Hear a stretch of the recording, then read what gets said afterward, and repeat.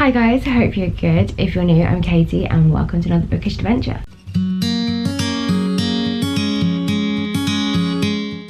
So today I am doing a video that I have planned to do for a really long time, for the best part of a couple of years. I just keep kind of forgetting to do it, and I plan to kind of spread these sporadically because currently I have 3 parts already to this video, and obviously going forward I can add to it. And this is my series of retellings that I love. So for sure, retellings are why I think I got into reading. It had obviously began with Harry Potter and a few other books that I read at a library, but getting to a teenage, I don't know, I think I could have easily dropped out of reading. Vampires for sure, I love me a vampire, but yeah, retellings definitely sort of just sparked and kindled a whole other like open door to books. Like that was something I did not know that existed, and when I found that I was like, holy shit. And I think also retellings really made me think, you know what, I need to read the classics too. So I don't think if I had read retellings as early as I had, I don't know if I would have been brave enough yet to do the classics. I think I probably still would have been quite intimidated by them, but I really wanted to know the stories behind them. So I have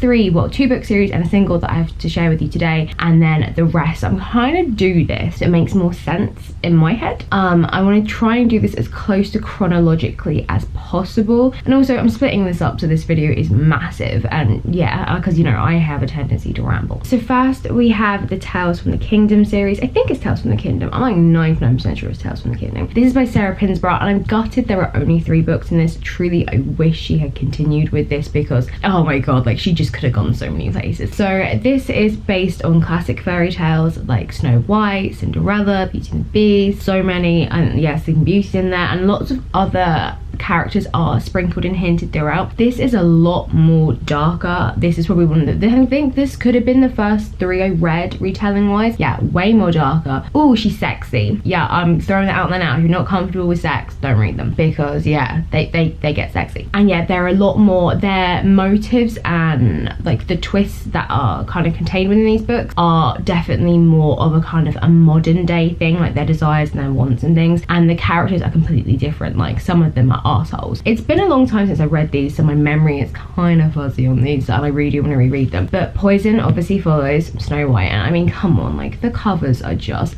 ooh. They have beautiful illustrations inside as well. I really do love them. The thing I think I love so much about this is that the characters are really well fleshed out. The background that comes into them are just amazing. The kingdom, the Evil, just all of it I love. And then the second one, Charm, was based on Cinderella, and if I remember rightly, Cinderella was a bitch. Again, been a while since I've read them. And then the final one, which was Beauty, this one was a prequel to this. It is before the events of Poison, and in this one you get more of a backstory to the prince and the huntsman from the previous books. So it's just beautiful how they all tie in. It's something that I really loved, how they all just connected together without it being like really heavy. There's so much, like the fact like with the whole cobwebs on the book, it all just links really amazingly with the whole Sleeping Beauty thing, being woken up. This one was way darker than the other 2. I remember that for sure. I remember really being like, oh, whoa, okay. With one of the characters, it was quite like, okay. Yeah, really a lot more darker, a lot more creepier, and yeah, that sort of like psychological side of some of these characters is a bit like, okay. As you can see, they're not very big. They're like 200 pages, if I remember rightly. I mean, you'd think I would prep for these videos, but who does that? So this ain't a professional organization. And thinking back, it's amazing how, yeah, 185 is one of the numbers. I think there's more after 185. 200, yep. It amazes me how much was actually really within these books. It's quite nuts. Yeah, 216. So much is packed in. Like, she does an amazing job, which is why I'm really gutted that she hasn't kind of gone on more to write more books like this. She definitely writes a lot more, because she's the author behind Your Eyes, which is the Netflix thing. Yeah, more books like that. This is kind of seems to be, I think, her only sort of age range of, I want to say young adult, but young adult in the more mature sort of end, because, you know, sexy, dark. I really recommend these. Again, they're a very short read. They are so good. I'm just gutted that there is no more to them. The second book I have for you is A Beast and Beauty by Stacey J. I believe this is an author who has done other retellings, and my gut wants to say Romeo and Juliet. This is one of the few standalones I have, and it is a book I absolutely love and was really cool. So it is Beauty and Beast in space. It's kind of the only way I can really describe it. So yeah, they have had to leave Earth and terraform on other planets, and there are lots of different domes throughout the planet.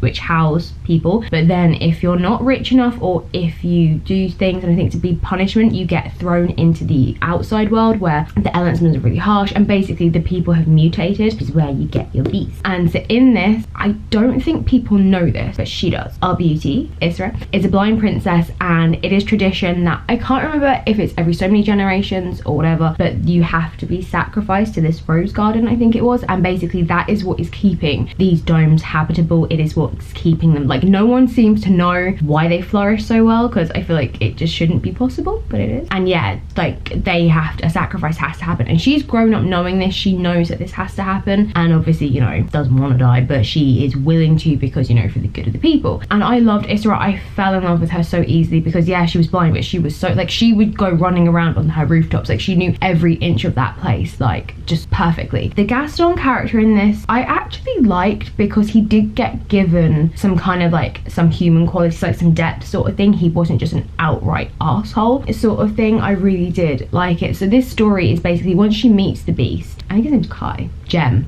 things completely change, and she ends up going outside of the dome. I think she goes on the run because obviously she doesn't get sacrificed, and she learns pretty much the vast truth of things and the real sort of what is going on with the reasoning behind the domes, why they're thriving and everything with the mutants. It was really cool. I just loved that change, because it wasn't like crazy sci-fi, because I mean, like I'm saying, it's Beauty and the Beast in space but yeah, it wasn't too far-fetched. It actually seemed like it could be potentially realistic. So basically, Gem tries to go into the city to try and save the monstrous from starvation, because they're obviously living in the wastelands, I guess, and he gets captured, he gets found, and yeah, they have a meeting. He's trying to steal a rose, and the roses are important to this for whatever reason, ends up helping him, and ends up helping him like escape captivity, and that's when she goes into the wastelands. I love this book. I would really recommend it. Next up, we have the Looking Glass trilogy, or the Looking Glass Wars, my bad. This is probably the only favorite Alice in Wonderland retelling of mine I have read. Well, I've read one retelling of the series, and the second was the Red Queen. This is without a doubt my favorite, and the only one that I think really actually does a really good job personally. Again, I read these quite a while ago. Again, don't know how the hell I stumbled on these things, but I found them. So this book takes the idea that Alice in Wonderland is real. So Alice is like queen, she is in charge of this place, I think from a young age, and then she has to flee because I think it's her mum's sister who is the Red Queen. She tried to take over, and there's like war, and she has to run sort of thing, and she goes to our world, and that's how we know of Alice in Wonderland. She confesses all to like the family that she's staying with, the Liddles, and well, the author of Alice in Wonderland, and he twists it and turns it into the story that we know and we love and we read. And yes, it's her trying to survive in our world before returning, and everything is different. Like everything, like the Hatters, they are like this military force, like their hats unfurl and have weapons in them. So when she sees a Milner in our world, she's like, oh great, like I can find Hatters here to help me. No, it's just people who make hats. Like it's completely different, and the attention to detail was everything, even down to just like the food, like the idea of like the playing cards that they have to fight. Oh, the Cheshire Cat is no Cheshire no cute, no cute and furry. I just loved it. The traveling through mirrors, all of it was so good. Her having to really discover herself to be able to, you know, really assume the throne and like lead these people. It was so good. So in this one, Seeing Red, which is the sequel, this is when like the Red Queen is really becoming a threat, and is, yeah, this is the one I feel like really had the whole mirror thing in it, and I really loved it. Just all of it was just really cool. Even like the details to like the festivals and the festivities that they hold were really clever. And then the final one, Arch Enemy, is like, yeah, full on, we're going to war, bitches. Yeah, none of it is, you know, cute and fluffy. It's all like very much this is real, and actually the books that we've read have all been just, yeah, severely twisted to make a cute child-friendly version. So in this series, imagination is something that is quite key. It is something that gives them their powers, and this is something that I love about this book. All these like different elements that come together and create these series. I really need to reread these. Like I forget now. I'm talking about them, I'm like, oh my god, yeah, these were amazing.